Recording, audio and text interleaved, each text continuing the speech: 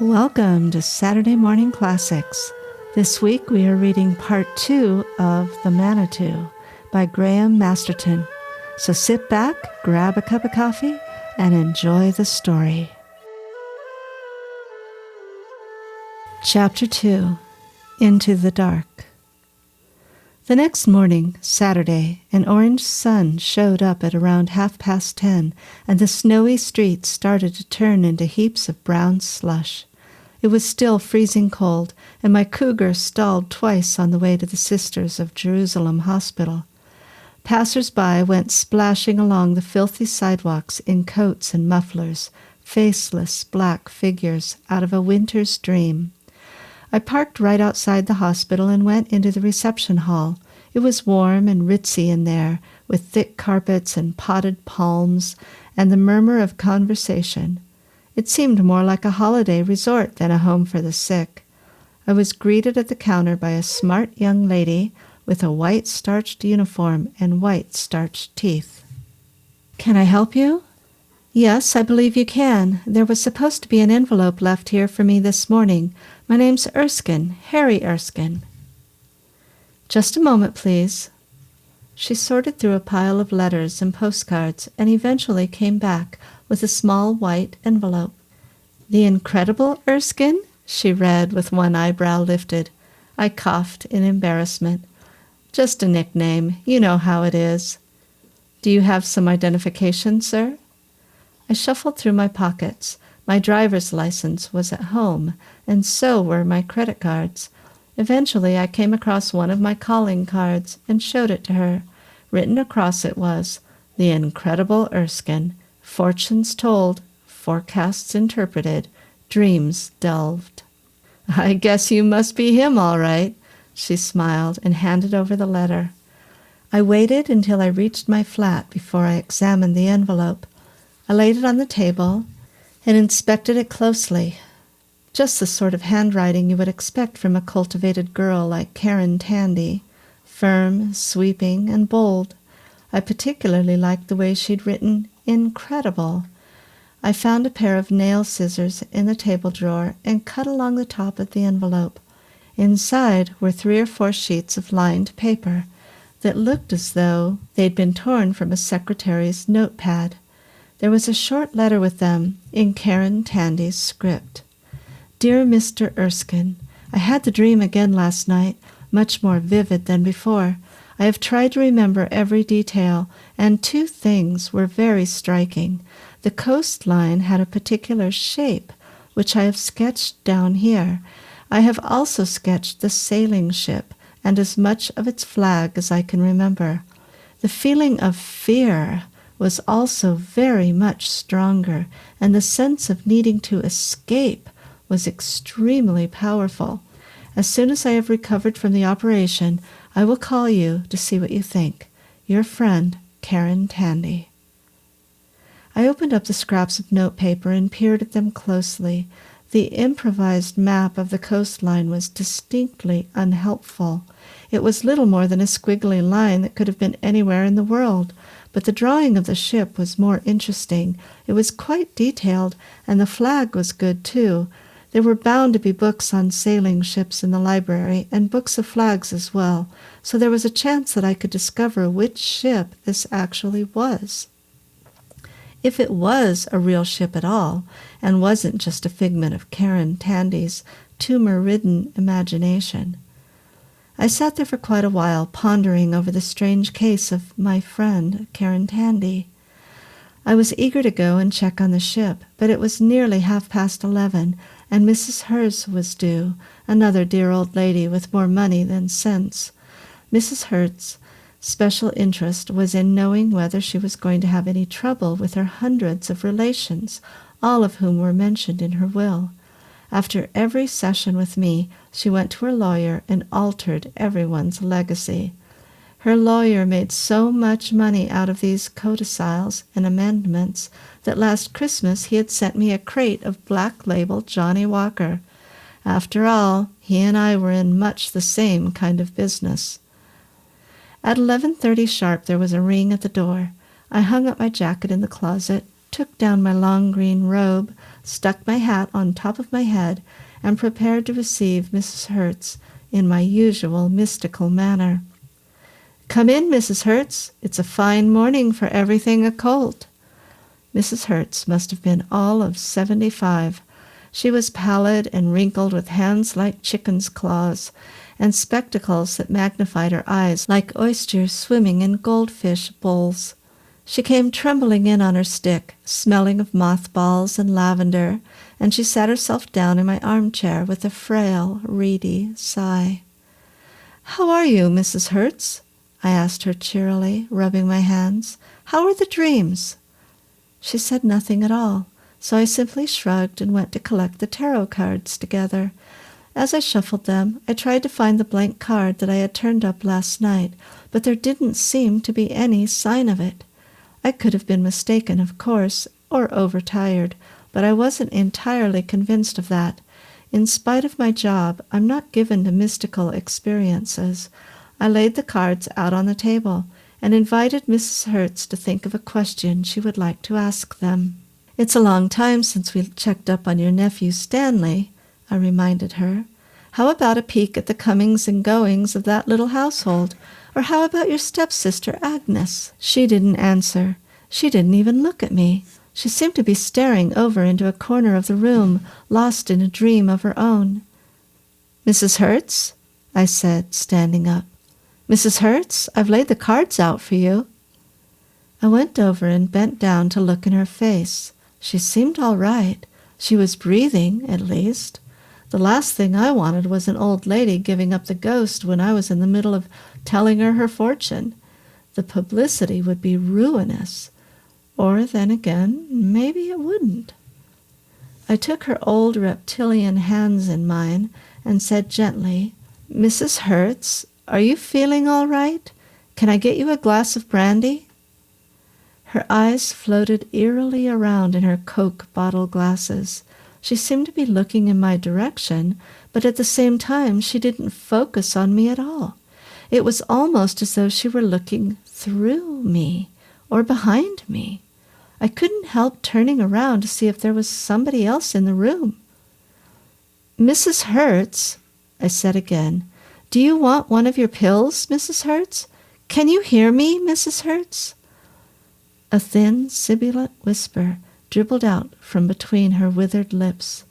I had the feeling she was trying to say something, but I couldn't work it out at all. The oil lamp started flickering and guttering, and it was hard to make out whether the moving shadows across her face were strangely expressions or not. "Boo," she said faintly. "Mrs. Hertz," I snapped, "if this is some kind of game, you'd better stop. You've got me worried here. Mrs. Hertz, if you don't get yourself together at once, I'm going to call an ambulance.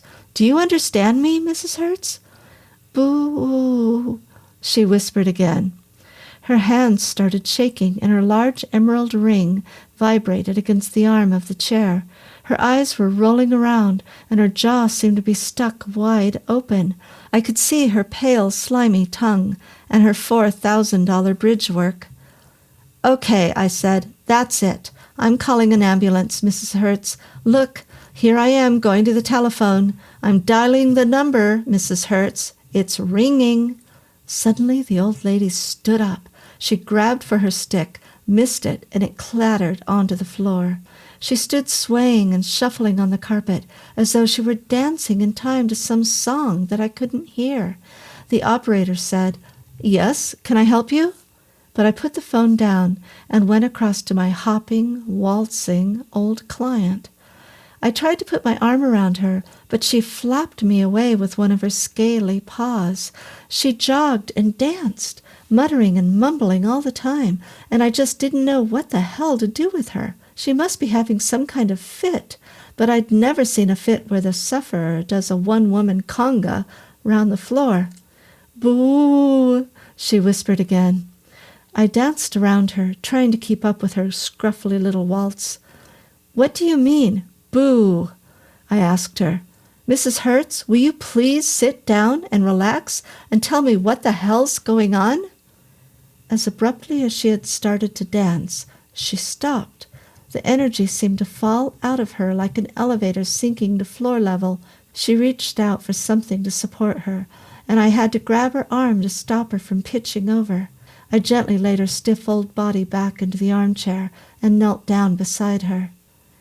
"Mrs. Hertz, I don't like to bully my clients, but I do think you ought to have some medical attention. Now, don't you agree that would be sensible?"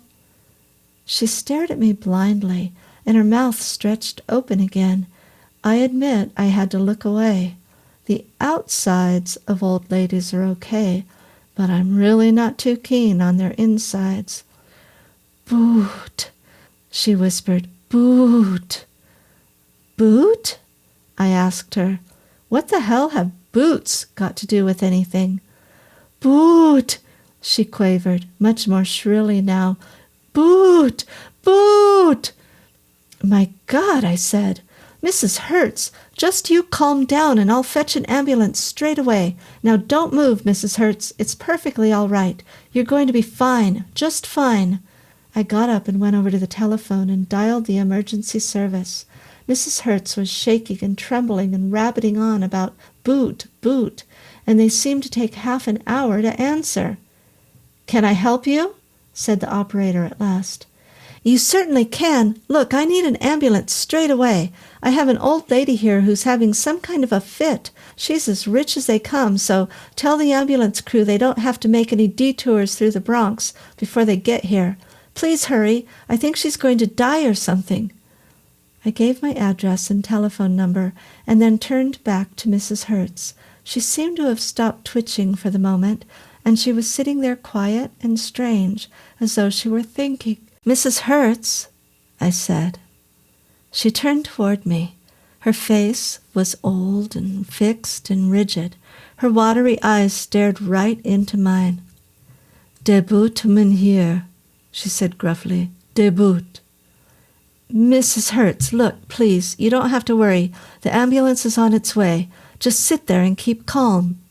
Mrs. Hertz gripped the arm of the chair and got to her feet. She had trouble standing straight, as though she were walking on ice. But then she pulled herself erect and stood there with her arms hanging down by her side, taller and firmer than I'd ever seen her stand before. "Mrs. Hertz, I think you'd better—" But she ignored me and started to glide across the carpet. I'd never seen anybody walk that way before. Her feet seemed to skate silently over the floor, as if she wasn't really touching it at all. She slid quietly over to the door and opened it. "It really would be better if you waited," I said lamely. To tell you the truth, I was getting the creeps with all this, and I didn't know what to say to her at all. She didn't seem to hear me, or if she did, she wasn't taking any notice. "Debut," she said again in a harsh voice, and then she glided out of the door and into the corridor. Of course I went after her, but what I saw next was so sudden and weird that I almost wished I hadn't. One second she was just outside the door, and I was reaching out my hand to take her arm, but then she was sliding away down the long, bright corridor as quickly as if she was running. But she wasn't running at all. She was rushing away from me without even moving her legs. "Mrs. Hertz!" I called, but my voice went strangled and strange. I felt a huge, dark surge of fright inside me, like seeing a white face at the window in the middle of the night. She turned once at the end of the corridor. She was standing at the head of the stairs. She seemed to be trying to beckon or lift her arm, more as if she were fighting something off than trying to call me to help her. Then she disappeared down the stairs, and I heard her stiff old body falling and bumping from step to step. I pelted down to the end of the corridor. Doors were opening all the way along, and anxious and curious faces were peering out. I looked down the stairs. Mrs. Hertz was lying there, all twisted up, with her legs at peculiar angles. I rushed down and knelt beside her and felt her stick-like wrist. Nothing. No pulse at all. I lifted her head, and a long slide of glutinous blood came pouring out of her mouth. "Is she okay?" said one of my neighbors from the top of the stairs. "What happened?" "She fell," I told him. "She's 75. She's not too good on her feet. I think she's dead. I called an ambulance already." "Oh, my God," said a woman. "I can't stand anything dead." I stood up, tearing my long green gown. I just couldn't believe any of this, and I felt as if I'd wake up in a moment, and it would still be early morning, and I'd be lying in bed in my turquoise silk pajamas. I looked down at Mrs. Herz, wrinkled and old and extinct, like a pale balloon that's leaked itself to death, and the sick started rising in my throat. Lieutenant Marino of the homicide squad was most understanding. It turned out that Mrs. Herz had left me something in her will, but it wasn't enough for me to have pushed her down the stairs. The detective sat upright in my armchair, in his stiff black raincoat, with his black brush-cut hair sticking up at all angles, trying to read from a grubby scrap of paper. "It says here that you're entitled to a pair of Victorian vases," he sniffed. "We're having someone check on the value right now, but you don't look like the kind of guy who'd knock an old lady off for a vase." I shrugged. "Old ladies like her are my bread and butter. You don't go pushing your bread and butter down the stairs." Lieutenant Marino looked up. He had a wide, squashed face, like an opera singer who's fallen on hard times. He scratched his spiky hair thoughtfully and cast his eyes around the room. "Some kind of fortune teller, aren't you?" "That's right. Tarot cards, tea leaves, that kind of stuff. Most of my clients are elderly ladies like Mrs. Herz." He bit his lip and nodded. "Sure. You say she was acting unwell the whole time she was here?" "Yes. I thought there was something wrong from the moment she came in. She's pretty old and infirm, but she usually manages to chat for a while and tell me how she's getting on. But this time she came in and sat down and never said a word." Lieutenant Marino stared at his piece of paper. "Did you get around to telling her fortune? What I mean is, was there any reason she might have killed herself? Any bad news in the tea leaves?" "Not a chance. I didn't even lay the cards out. She just came in and sat down and started rambling on about boots." "Boots? What do you mean by that?" "I don't know. She kept on saying, 'Boot, boot.' Don't ask me." "Boot?" frowned Lieutenant Marino. "What kind of a way did she say it? Did it sound like a name?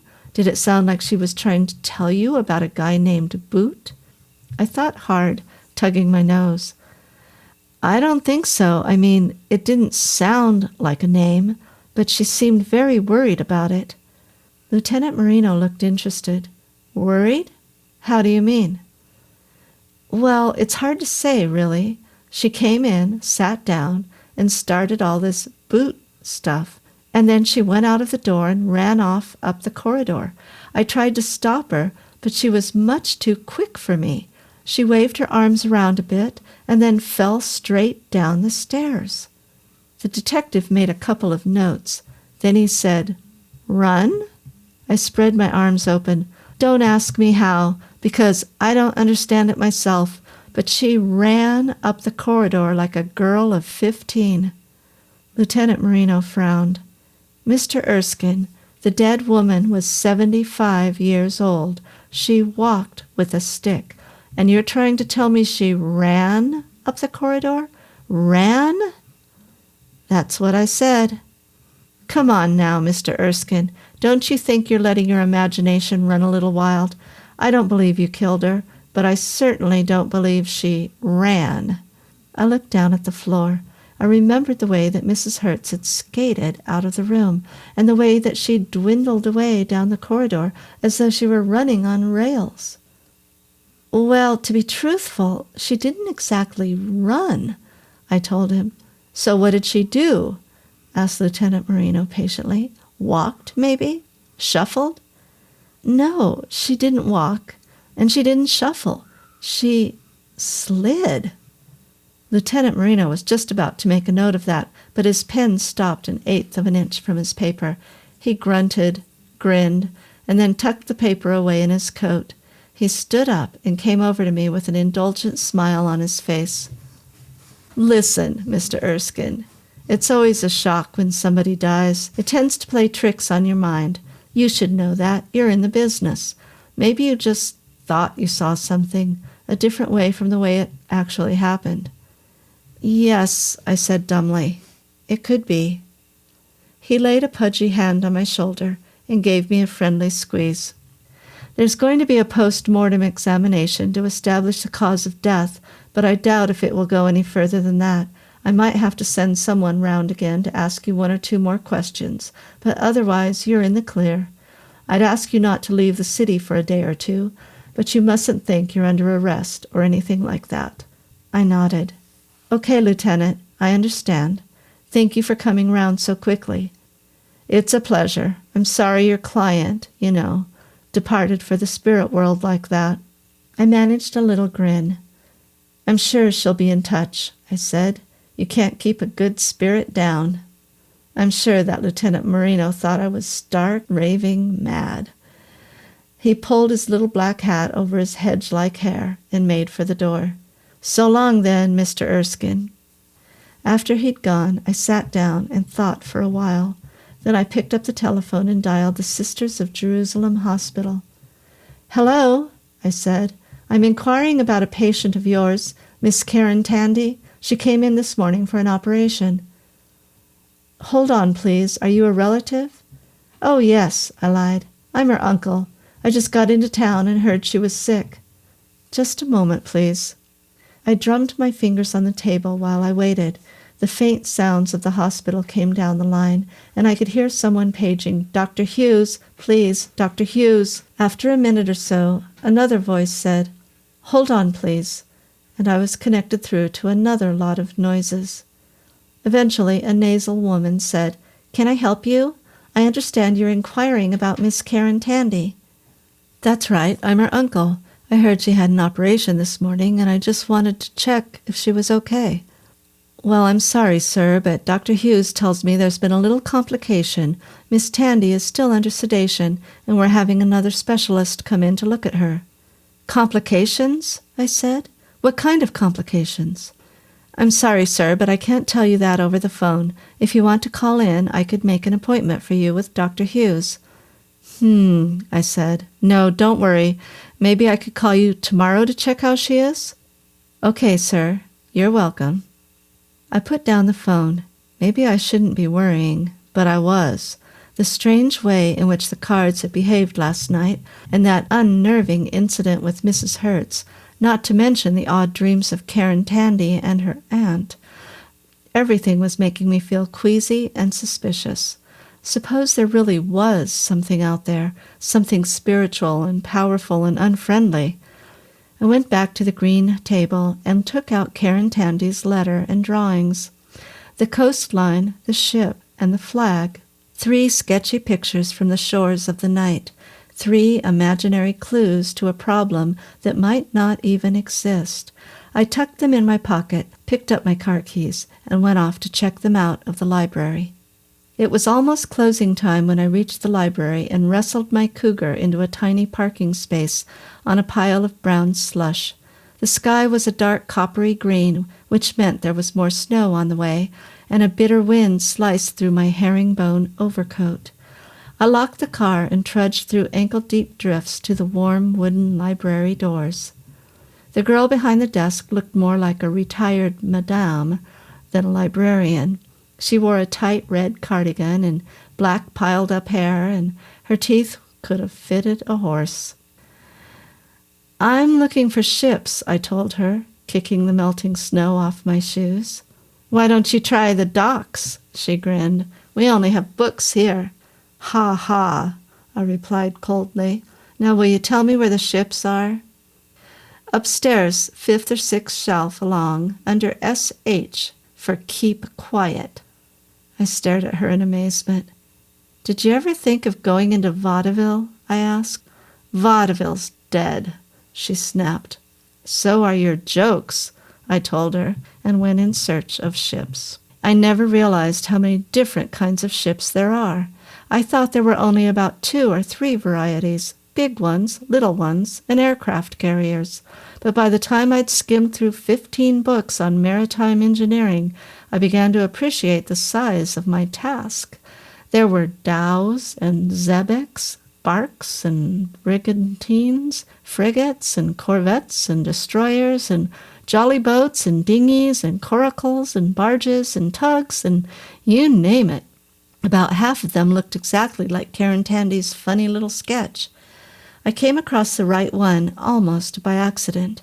I was heaving out a heap of 6 or 7 books when I dropped the lot with a clatter on the floor. An old guy in glasses who was studying a huge tome on seals, C under S-E, turned around and glared me into the ground. "I'm sorry," I said apologetically, and gathered up all the fallen books. And there it was, right under my nose, the identical ship. To me, all old sailing ships were galleons and pretty much alike, but there was something distinctive about the shape of this whole and the way the masts were arranged. It was definitely the ship of Karen Tandy's dreams. The caption underneath the picture said, "Dutch man-of-war, circa 1650. The odd prickly feeling went up the back of my neck. Dutch! And what was it that old Mrs. Herz had muttered, back there in my flat? De bout, menier, de bout. I took the ship book back under my arm and went downstairs to the foreign language section. I lifted out an English-Dutch dictionary, flicked through the pages, and there it was. De bout, the ship. Now, I'm as reasonable and logical as the next man, but this was more than a coincidence. Karen Tandy had been having nightmares about a Dutch ship from the 17th century, and then old Mrs. Herz had started having hallucinations or God knows what about just the same thing. How and why were questions that I just couldn't answer, but it seemed to me that if Mrs. Herz had been killed by her visitation, then the same thing could happen to Karen Tandy. I went back to the desk and checked out the book on ships. The old bat with the horse-like teeth and the black hair gave me a sardonic grin. Then that didn't exactly make me feel any better. A woman like that was enough to give you nightmares on her own, without worrying about mysterious sailing boats from another century. "Enjoy your reading," she grinned, and I pulled a face at her. Outside I found a phone booth, but I had to wait in the freezing wind and snow while a woman called her ailing sister in Minnesota. It was one of those conversations that chases its own tail, and just when you think they're going to wrap it up, they start all over again. In the end, I had to bang on the glass, and the woman glared at me, but at least she finished her epic dialogue. I got into the phone booth and thumbed in my dime. I dialed the Sisters of Jerusalem Hospital and asked for Dr. Hughes.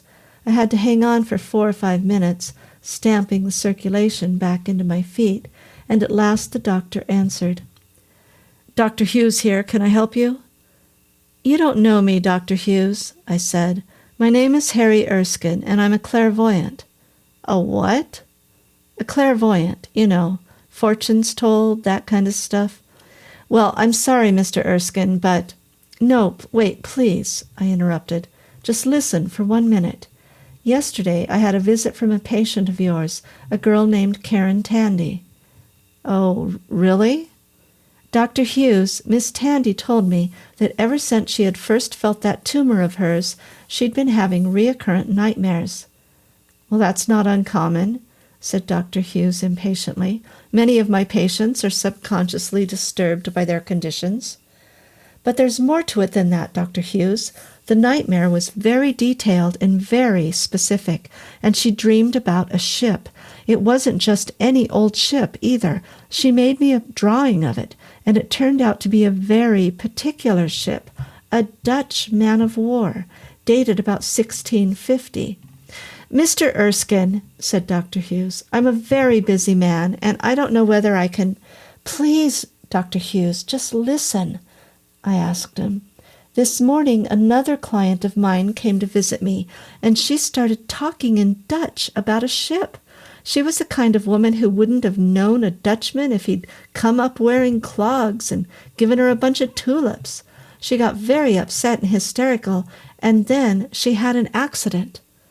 What kind of accident? Well, she fell downstairs. She was 75 years old, and it killed her. There was a silence. "Dr. Hughes," I said, "are you still there?"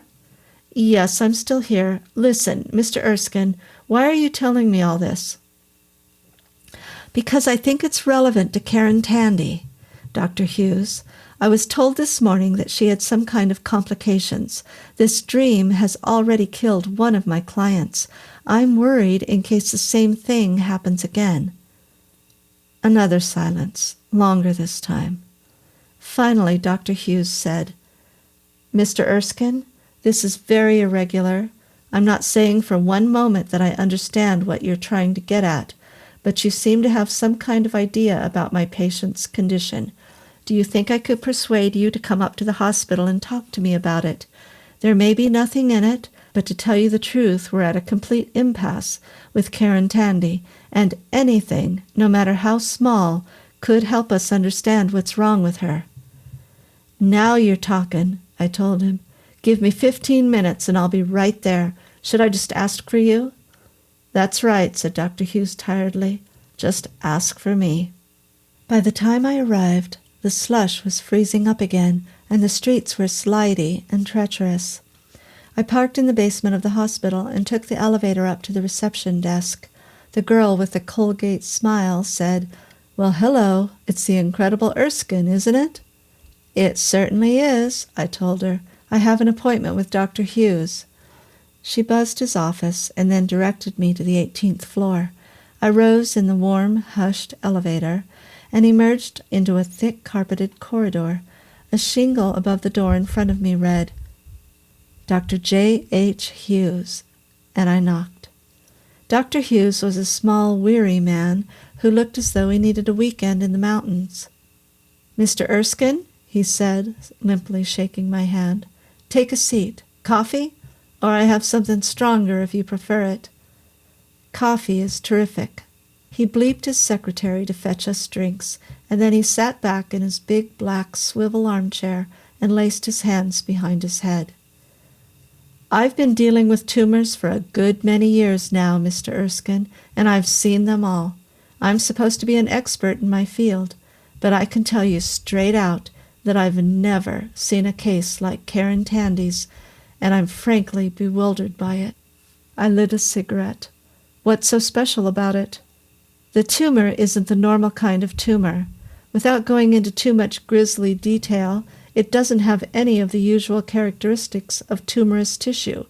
What she has there is a fast-growing swelling made of both skin and bone. In some ways, you could almost describe the tumor as being like a fetus." "You mean a baby?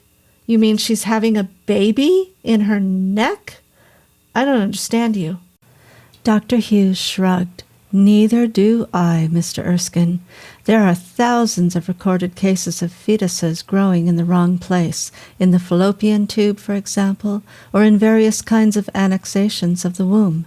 But there is no precedent for any sort of fetus growing in the neck area, and there is certainly no precedent for any sort of fetus growing as fast as this one." "Didn't you operate on her this morning? I thought you were going to remove it." Dr. Hughes shook his head. "That was the intention. We had her on the operating table, and everything was lined up for its removal. But as soon as the surgeon, Dr. Snaith, started making an incision, her pulse rate and respiration weakened so drastically that we had to stop. Another 2 or 3 minutes, and she would have died. We had to satisfy ourselves with more x-rays." "Was there any reason for this?" I asked him. "I mean, why did she get so sick?" "I don't know," said Dr. Hughes. "I'm having a series of tests run on her right now, which will maybe give us the answer. But I've never come across anything like it before, and I'm as mystified as anyone else." Dr. Hughes' secretary brought us in a couple of cups of coffee and some biscuits. We sipped in silence for a while, and then I asked Dr. Hughes the $64,000 question. "Dr. Hughes," I said, "do you believe in black magic?" He stared at me thoughtfully. "No," he said, "I don't." "I don't either," I replied, "but there's something about this whole business that strikes me as completely weird. You see, Karen Tandy's aunt is also a client of mine, and she has had the same kind of dream as Karen. Not so detailed, not so frightening, but definitely the same kind of dream." "Well," asked Dr. Hughes, "what does that suggest to you as a clairvoyant?" I looked at the floor. "I'll confess to you here and now, Dr. Hughes, that I'm not a serious clairvoyant. It's my living, if you know what I mean. Usually I'm pretty skeptical about spirits and the occult, but it does seem to me that there's some kind of outside influence causing Karen Tandy's condition. In other words, something is making her dream these dreams, and maybe it's the same thing that's affecting her tumor and her health." Dr. Hughes was suspicious. "Are you trying to tell me she's possessed? Like The Exorcist or something?" No, I don't think so. I don't believe in that kind of demon. But I do believe that one person can dominate another through their mind, and I think that somebody or someone is dominating Karen Tandy. Somebody is transmitting a mental signal to her, a signal that's powerful enough to make her ill." "But what about her aunt, and this old lady client of yours, the one who fell down the stairs this morning?" I shook my head. "I don't think that this somebody really meant to harm them, but it's just like any powerful signal that's sent over a considerable distance. Any receiver that happens to be in the area it's being sent to tends to pick it up too. Mrs. Carmen and Mrs. Herz were close to Karen Tandy, or to places where she'd been, and they picked up the backwash from the main transmission." Dr. Hughes rubbed his eyes and then looked at me narrowly. "All right, supposing someone is sending a signal to Karen Tandy with the intention of making her ill, who is it, and why are they doing it?" "Well, your guess is as good as mine, but don't you think it might do some good if we talked to Karen herself?" Dr. Hughes spread his hands. "She's in pretty bad shape. Her parents are flying in this evening, in case we can't pull her around, but I guess it wouldn't affect her chances if we tried." He lifted the phone and spoke to his secretary. In a few minutes she bleeped back and said she'd made arrangements for us to visit Karen. "I'm afraid you'll have to wear a surgical mask, Mr. Erskine," said Dr. Hughes. "She's quite weak, and we don't want any more infections getting into her system." "That's okay by me." We went down to the 10th floor, and Dr. Hughes showed me into a dressing room. As we tied on green surgical robes and masks, he explained that he would have to ask me to leave if her condition worsened even slightly. "I'm only letting you see her because you have a theory, Mr. Erskine, and anybody with a theory could help us. But I warn you that this is all very unofficial, and I don't want to have to explain to anyone why you're here." "I get you," I said, and followed him down the corridor to Karen Tandy's room. It was a big corner room with a view of the snowy night on two sides. The walls were pale hospital green, and there were no flowers or decorations, except for a small picture of a fall day in New Hampshire. Karen Tandy's bed was surrounded with surgical equipment, and there was a clear drip feed going into her right arm. She had her eyes closed, and she looked as white and wan as the pillow she was lying on. There were dark umber circles under her eyes, and I could hardly recognize her as the girl who had come into my apartment the previous night. But it was the tumor that was the most startling. It had swollen and grown around her neck, pale and fat and threaded with veins. It must have been twice the size it was the night before, and it was almost touching her shoulders at the back. I looked across at Dr. Hughes, and he simply shook his head.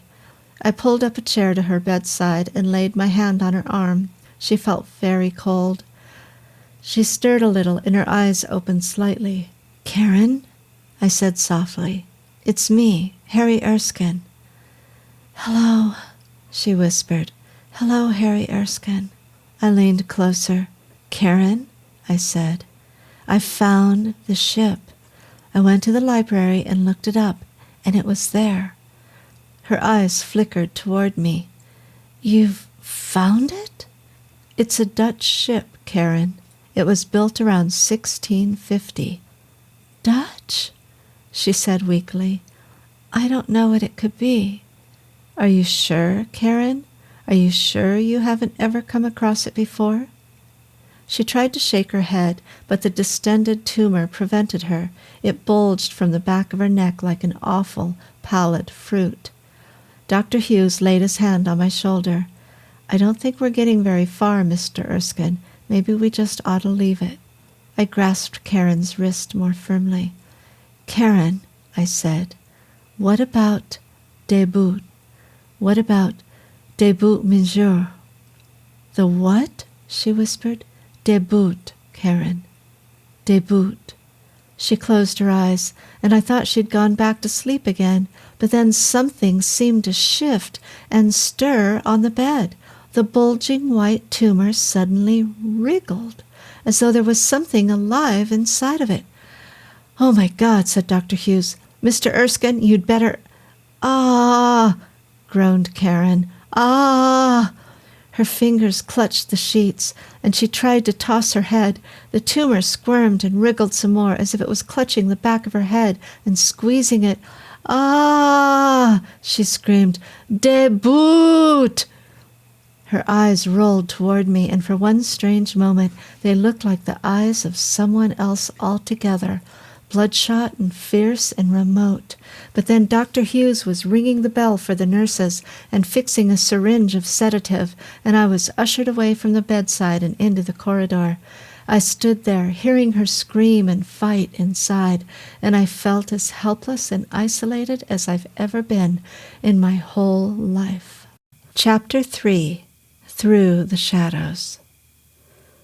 A few minutes later, Dr. Hughes came out of Karen Tandy's room, stripping off his gloves and his mask with weary resignation. I went up to him immediately. I'm sorry, I told him. I just didn't realize it would have that effect. He rubbed his chin. It's not your fault. Neither did I. I've given her a light sedative, and it should help her to calm down. We walked back to the changing room together and took off our surgical robes. What worries me, Mr. Erskine, said Dr. Hughes, is that she responded so violently to those words you came out with. Up until then, she was okay, or at least as well as anybody could be expected to be with that kind of a tumor, but it seemed like you triggered something off there. You're right, I agreed, but exactly what was it? Why should a normal, intelligent girl like Karen Tandy get so upset by the idea of an old Dutch galleon? Dr. Hughes opened the door for me and led me out to the elevator. Don't ask me, he said. You're supposed to be the mysticism specialist. He pressed the button for 18. What did the x-rays show you? I asked. The ones you took in the operating theater. Nothing very clear, answered Dr. Hughes. When I said there seemed to be a fetus in that tumor, I should have said it was something fetus-like, but not exactly a baby in the accepted sense of the term. There is a growth of bone and flesh which seems to have a systematic pattern of development, the same way that a baby has, but whether it's human or not, I can't say. I've called in a gynecological specialist, but he can't make it here until tomorrow. But supposing tomorrow's too late, she looks as though she's going to die. Dr. Hughes blinked in the bright light of the elevator. Yes, she does. I just wish to hell there was something I could do about it. The elevator reached the 18th floor, and we stepped out. Dr. Hughes led me into his office and went straight over to his filing cabinet and brought out a bottle of whiskey. He sloshed out 2 large glassfuls, and we sat down and drank in silence. After a while he said, You know something, Mr. Erskine? It's ridiculous and it's insane, but I believe that this nightmare has something to do with this tumor. In what way? Well, the two seem closely interrelated. I guess you spiritualists would think that the nightmare was causing the tumor, but I'd say it was the other way around, that the tumor is causing the nightmare. But whichever it is, it seems to me that if we can discover more about the nightmare, we can discover more about the condition. I swallowed a burning mouthful of neat Scotch. I've done all I can, Dr. Hughes. I located the ship, and the ship seems to provoke a pretty severe reaction. But where can you go from here? I've told you I'm only a quack when it comes to the real occult. I don't see what else I can do. Dr. Hughes looked thoughtful. Supposing you do what I'm doing, Mr. Erskine. Supposing you seek expert assistance. What do you mean? Well, surely all clairvoyants aren't quacks like you. Some of them must have genuine talent for investigating things like this. I put down my glass. Dr. Hughes, you're really serious, aren't you? You really believe there's something occult going on here. Dr. Hughes shook his head. I didn't say that, Mr. Erskine. All I'm doing is exploring every possibility. I learned a long time ago that in medicine it can be fatal to leave any avenue unexplored. You can't be narrow-minded, not when a human being's life is at risk. So what do you suggest? I asked him. Simply this, Mr. Erskine. If you're interested in trying to save Karen Tandy from whatever it is that's making her ill, go out and find a real clairvoyant who can tell us just what this damn ship thing is all about. I thought for a while, and then I nodded. After all, I had nothing to lose. At least, I didn't think I had anything to lose. And who knows, I might end up with some real occult knowledge. Okay, I said, swallowing the last of my whiskey. I'm on my way. Back at my flat, I went straight into the kitchen and made myself 4 slices of cheese on toast. I hadn't eaten a thing all day, and I was feeling sick. I opened a can of Schlitz and carried my meal into the living room. I couldn't help sniffing around the place just to see whether the evil spirit that had possessed Mrs. Herz was still lurking in her shadows, but there was no evidence that anyone had been there. Mind you, I don't suppose that spirits leave footprints. Munching my toast, I telephoned my friend Amelia Crusoe. Amelia ran a small knick-knackery store in the village, and I knew she was well into spiritualism and all that kind of stuff. She was a tall, dark lady with long brown hair and soulful eyes, and she lived with a bearded guy named MacArthur, who made a living selling customized Social Security plates. It was MacArthur who answered the phone. "Who is this?" he said grumpily. "Harry Erskine. I need to talk to Amelia. It's pretty urgent." "The incredible Erskine," said MacArthur. "How's business in the up-and-up field of ripping off old ladies?" "Pretty good," I told him. "How's the engrave-a-plate industry?" "Not so bad," he replied. "It's not what you'd call a fulfilling career, but it brings home the bacon. Hold on, Amelia's right here." Amelia sounded her usual soft, husky self. "Harry, this is a surprise." "It's business, I'm afraid, Amelia. I was wondering if you could help me." "Business? Since when have you been into business?" "Cut the sarcasm, Amelia. This is really important. I have a client who is very ill. I mean, really urgently ill. She's been having these terrible nightmares.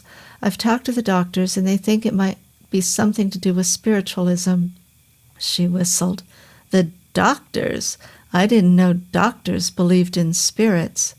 "Well, I don't think they do," I told her. "It's just that they're totally baffled, and they're willing to try anything to save her.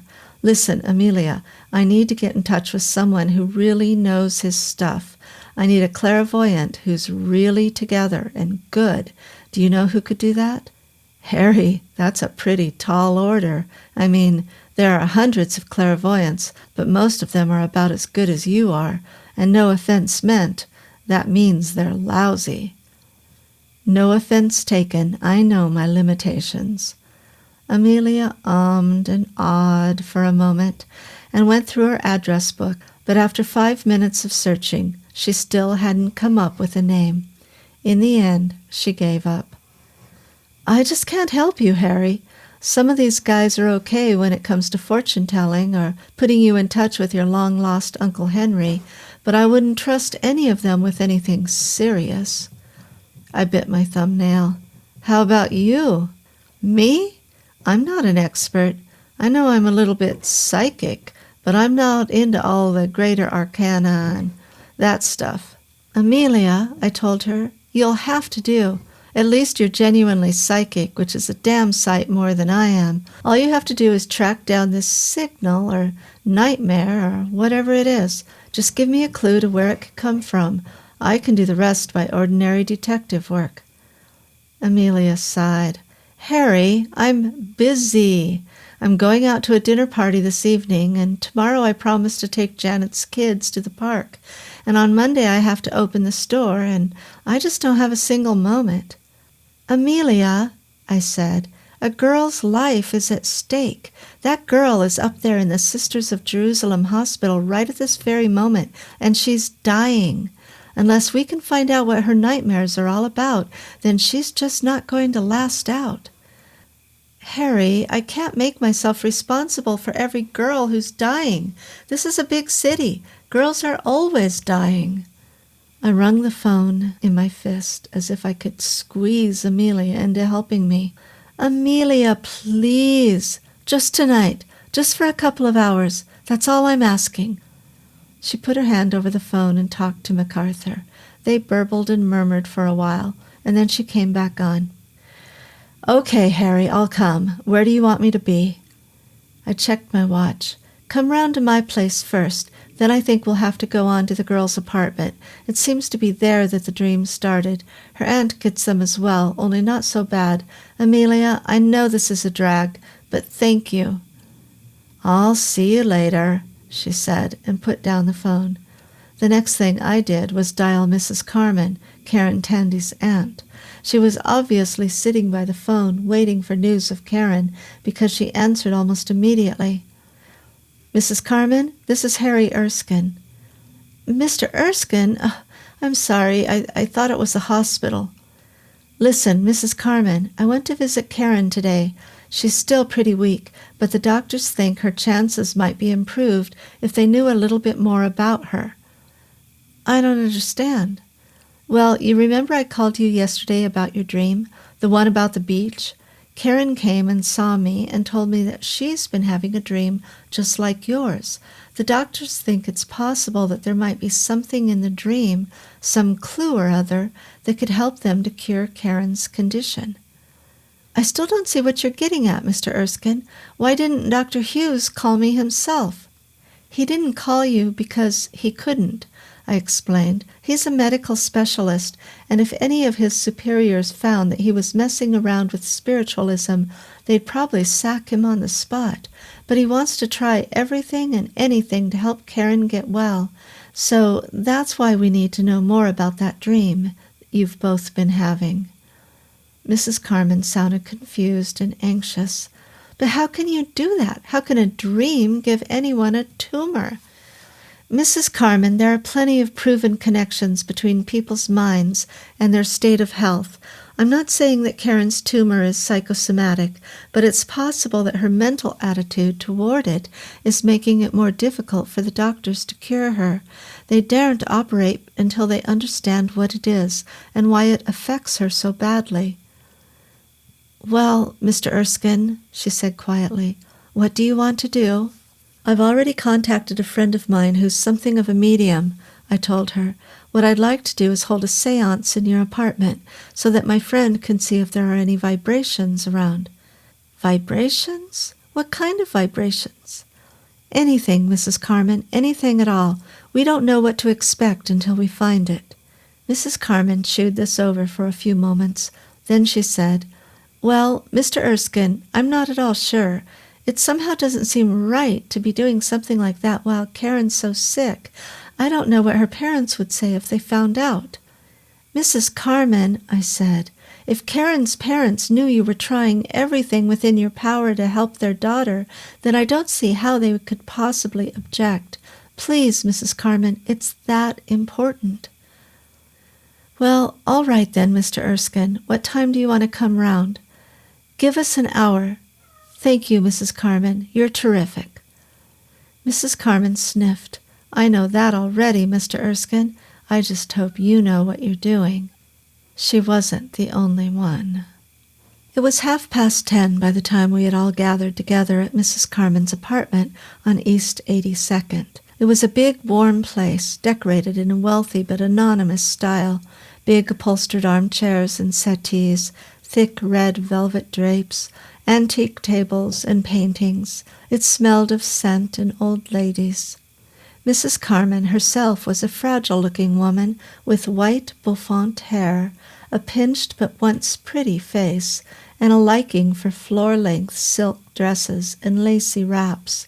She gave me her soft and ring-laden hand to hold as I came in with Amelia and MacArthur, and I introduced everybody.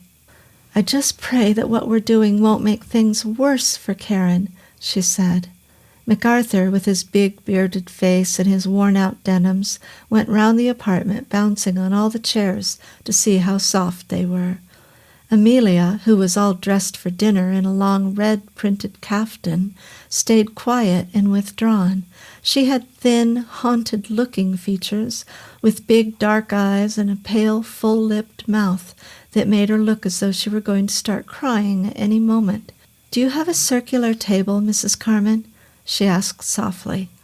"You can use the dining table," said Mrs. Carmen, "as long as you don't scratch it. It's a real genuine antique cherry wood." She led us through to the dining room. The table was black and glossy, with a deep shine you could have drowned in. Above it was a glass teardrop chandelier. The walls of the room were decorated in dark green figured paper, and there were gilded mirrors and oil paintings all around. "This will do very well," said Amelia. "I think we ought to begin right away." The four of us sat down around the table and looked at each other rather self-consciously. MacArthur was used to Amelia's spiritualism, but he was as skeptical as ever and kept saying, "Is there anyone there? Is there anyone there?" "Quiet," said Amelia. "Harry, can you douse the lights, please?" I got up and switched off the lights, and the dining room was plunged into total darkness. I groped my way back to my seat and reached out blindly for the hands of Mrs. Carmen and MacArthur. On my left, a hard male hand. On my right, a soft, elderly female hand. The darkness was so complete that I felt as if a black blanket was being pressed against my face. "Now concentrate," said Amelia.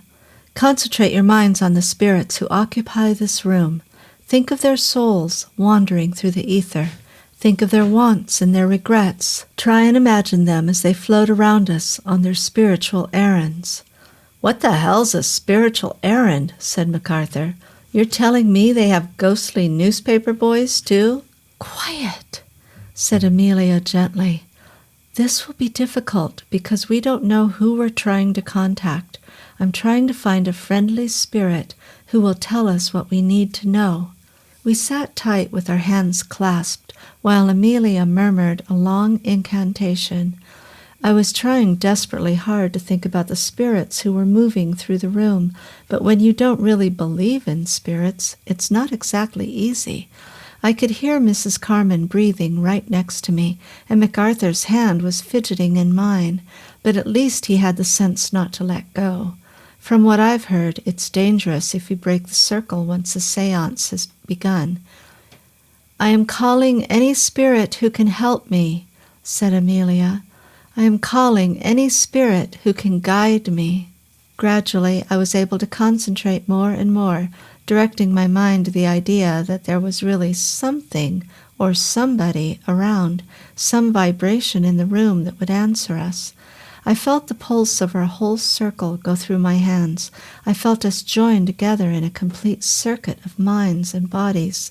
There seemed to be a current that flowed around and around the table, through our hands and our brains and our bodies, building up strength and voltage. "Kelim estudem icona purista," whispered Amelia. "Venora, venora, up to luminari." The darkness stayed utterly dark, and there was nothing but the strange sensation that coursed through the four of us, the pulse that throbbed through our hands. Spirita helistem venora suim, breathed Amelia. Caelim istradim icon purista venora. I suddenly had the feeling that somebody had opened a window. There seemed to be a cold draft in the room, breezing around my ankles. It wasn't enough to make you feel uncomfortable, but there was a definite sensation of stirring air. Venora, Venora, up to luminari, chanted Amelia softly. Venora, Venora, spirita helistim. The realization that I could see something in the darkness came so slowly and gradually that at first I thought it was just my eyes becoming accustomed to the gloom. The shadowy forms of Amelia and MacArthur and Mrs. Carman clotted into shape through the blackness, and I could see their eyes glittering. The table was like a bottomless pool between us. Then I looked up and realized that the chandelier was glowing with a dim and greenish light. The filaments of the bulbs seemed to crawl and flicker with current, like fireflies on a summer evening. But it was colder than summer, and the invisible draft made it colder and colder all the time. "Are you there?" asked Amelia quietly. "I can see your signs. Are you there?" There was an odd rustling sound, as though there was someone else in the room, shifting and stirring. I could swear I heard breathing, deep, even breathing that wasn't the breathing of any of us. "Are you there?" asked Amelia again. "I can hear you now. Are you there?" There was a long silence. The chandelier continued to glow dimly in the darkness, and I could hear the breathing more loudly now. "Talk," insisted Amelia. "Tell us who you are. I command you to talk." The breathing seemed to change. It grew harsher and louder, and with each breath the chandelier pulsed and flickered. I could see its green reflections in the dark pool of the cherrywood table. Mrs. Carman's hand was digging deep into mine, but I hardly felt it. There was a persistent chilliness around the room, and the draft blew uncomfortably up my legs. "Talk," repeated Amelia. "Speak and tell us who you are." "Come on," said MacArthur impatiently. "Shh," I told him. "Just wait, MacArthur. It's coming." And it was coming. I stared at the center of the table, and there seemed to be something shivering in the air a few inches above the surface. I felt the hairs on the back of my neck prickle and creep as the air twisted and flowed like smoke, then began to form itself into some sort of shape. The breathing grew deep and loud and close, as though someone was actually breathing in my ear. The dim light of the chandelier faded altogether, but the pouring snake of air in front of us had a luminescence all its own. Underneath it, the actual wooden surface of the table began to rise in a lump. I bit my tongue until the sharp taste of blood flowed into my mouth. I was petrified with fear, but I couldn't turn away, couldn't refuse to look. The power of the circle held us all too strongly, and we could only sit there and stare at this terrifying spectacle in front of us. The black shiny wood in the middle of the table formed into a human face, a man's face, with its eyes closed like a death mask. "Oh my God," said MacArthur. "What is it?" "Quiet," whispered Amelia. I could see her white, intense expression by the unnatural light of the air.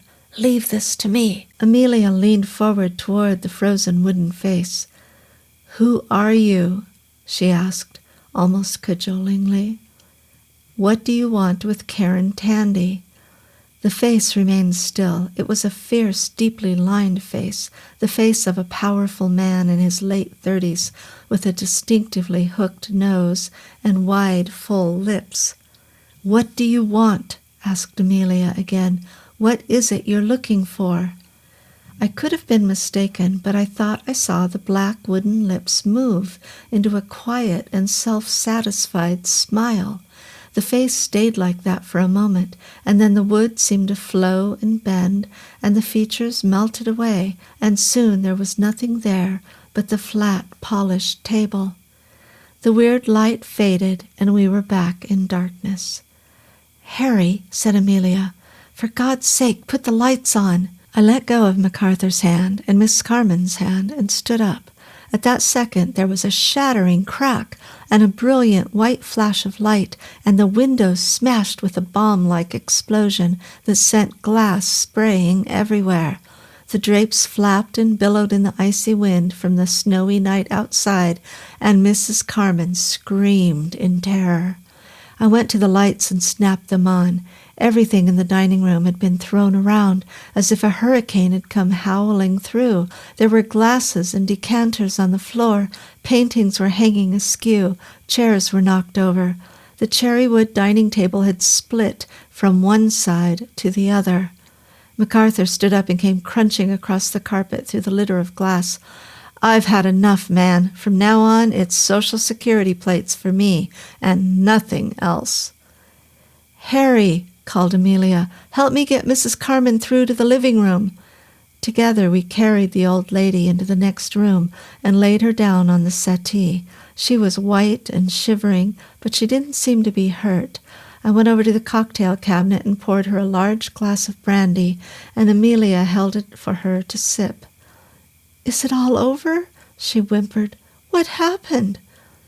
"I'm afraid there's a bit of damage, Mrs. Carman," I told her. "The windows broke, and some of your glassware is smashed.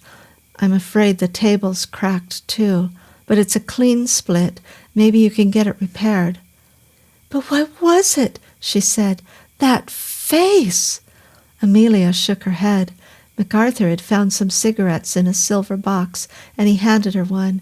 She lit it with trembling hands and blew the smoke out in a long, unsteady stream. "I don't know, Mrs. Carman. I'm not that expert as a medium, but whatever it was very powerful. Usually a spirit has to do what you tell it to do.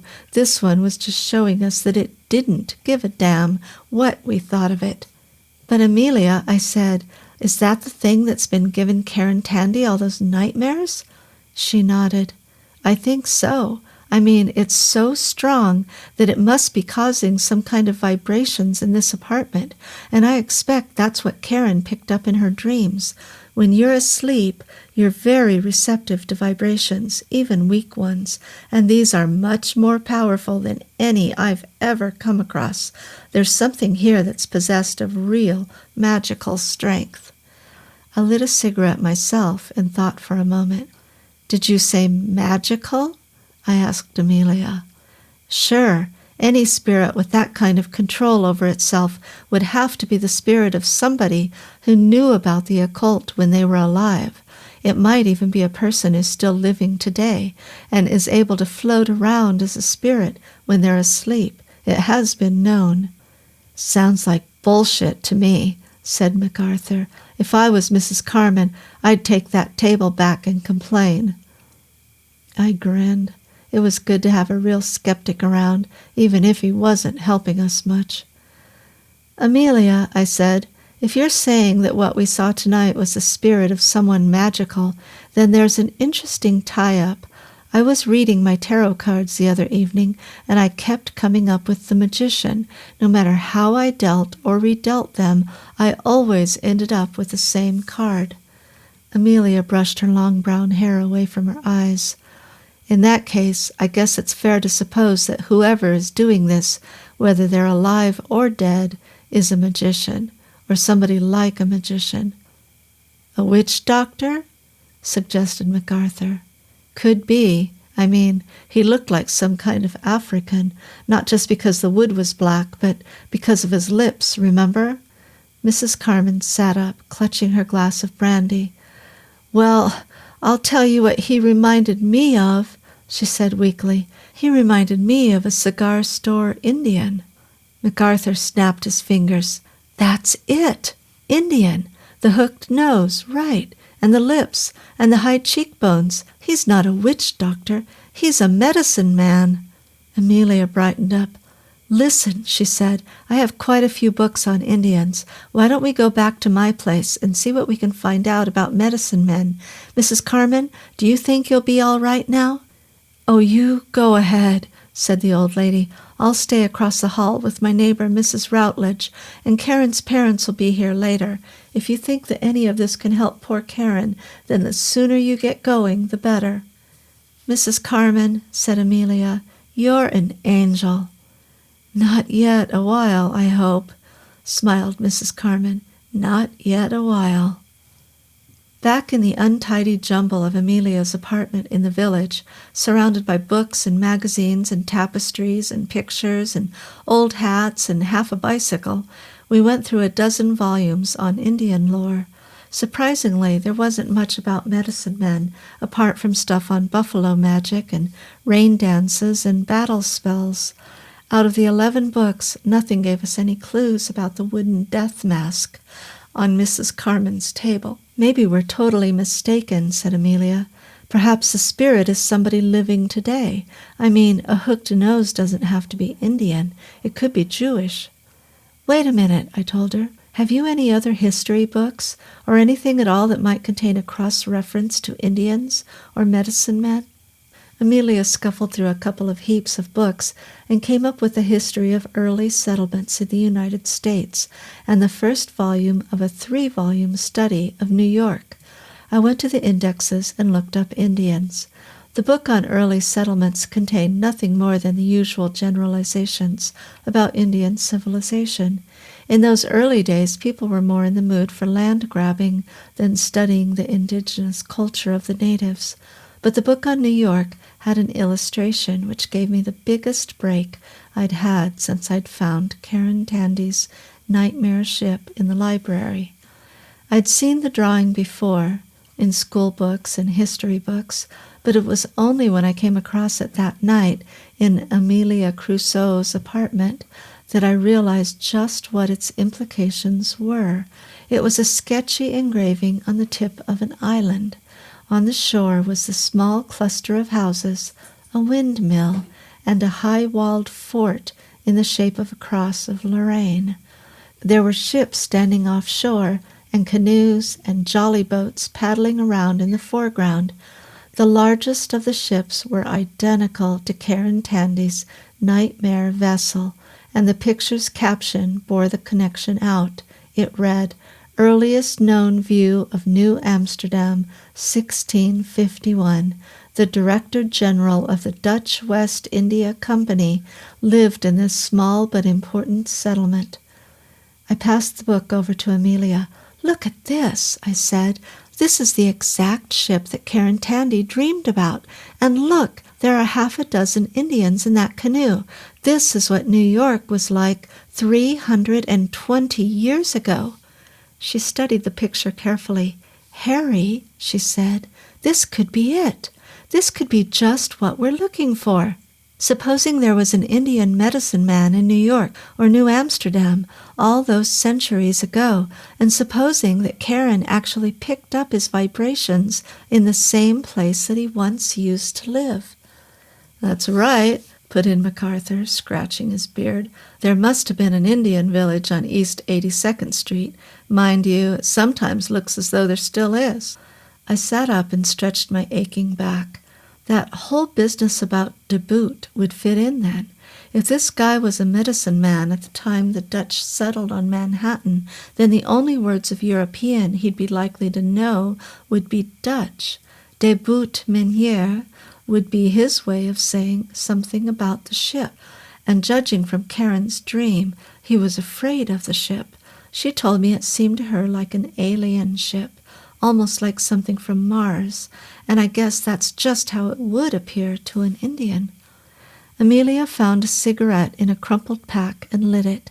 "But why is he so malignant?" she asked. "And how does that tie in with Karen's tumor? I mean, what's the tumor all about?"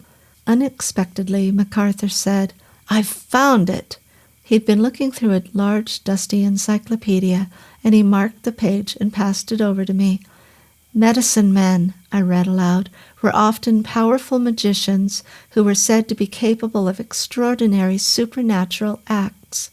They were believed to be immortal, and if threatened, could destroy themselves by drinking blazing oil and be reborn at any time or place in the future or past. by impregnating themselves into the body of a man, woman, or animal. Amelia's eyes were wide. "Is that all it says?" she asked me. "That's all," I told her. "After that it goes on to rain dances again." "Then that means that Karen is pregnant," I said, shutting the book. "In a manner of speaking, she's about to give birth to a primitive savage." "But Harry," said Amelia, "what the hell can we do?" MacArthur stood up and went in search of some beer in the icebox. "All you can do," he said, "is wait until the medicine man hatches, then give him a dose of blazing oil. That should get rid of him for you." "That's impossible," I told him. "By the time that medicine man is ready to be born, Karen Tandy will be dead." "I know," said MacArthur glumly, sipping beer, "but I don't see what the hell else you could do." I went across to the phone. "Well, the first thing I'm going to do is call the hospital. Maybe Dr. Hughes will have some ideas. At least we have a theory about it now, which is a damn sight more than we had a couple hours ago." I dialed the Sisters of Jerusalem Hospital and asked for Dr. Hughes. When he answered, he sounded even more tired than ever. It was nearly 1 o'clock in the morning, and he must have been on duty all day. "Dr. Hughes, this is Harry Erskine." "What do you want, Mr. Erskine? Have you got some news of your ghost?" "I found a medium, Dr. Hughes, and we held a seance tonight in Karen's apartment. There was some kind of manifestation, a face. All of us saw it.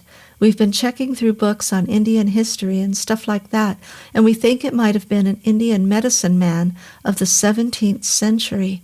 According to one of these books, hold on, Indian medicine men, if threatened, could destroy themselves by drinking blazing oil and be reborn at any time or place in the future or past by impregnating themselves into the body of a man, woman, or animal. Do you think that fits, Dr. Hughes?" There was a long silence on the other end of the telephone. Then Dr. Hughes said, "Mr. Erskine, I don't know what to say. That almost fits too well. But if it is true, what can anyone do to destroy such a creature? Dr. Snaith made some more tests this afternoon, and it's absolutely clear that if we do anything to remove or kill that fetus, then Karen Tandy will die. That thing has become an integral part of her own nervous system."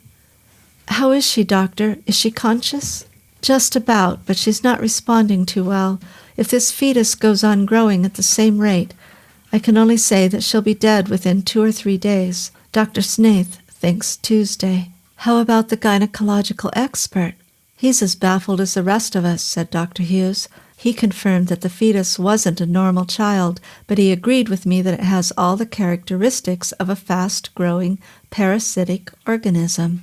If you believe it a medicine man, Mr. Erskine, then your opinion is just as valid as any of the opinions we've come up with here." Amelia came and stood beside me and raised her eyebrows questioningly. "How is she?" she asked. I put my hand over the phone. "Bad. The doctors don't think she'll last until Tuesday." "But what about the thing, the medicine man?" asked Amelia. "Does he think that will grow and survive? I spoke to Dr. Hughes again. "Dr. Hughes, my friend here asks what's going to happen to the fetus. Supposing it's still alive when Karen Tandy dies, what are you going to do about it?" Dr. Hughes didn't hesitate. "Mr. Erskine, in that event, we will do what we always do. If it is a child and it's normal and healthy, we'll do everything we can to save it. If it turns out to be a monster, well, we have injections that can dispose of it quietly and quickly." "And if it's a medicine man?" I asked warily. He paused. "Well, if it's a medicine man, I don't know. But I can't see how it could be, Mr. Erskine. I'm willing to go some way toward the occult, but how on earth could she give birth to a 300-year-old Indian? Come on, let's be serious.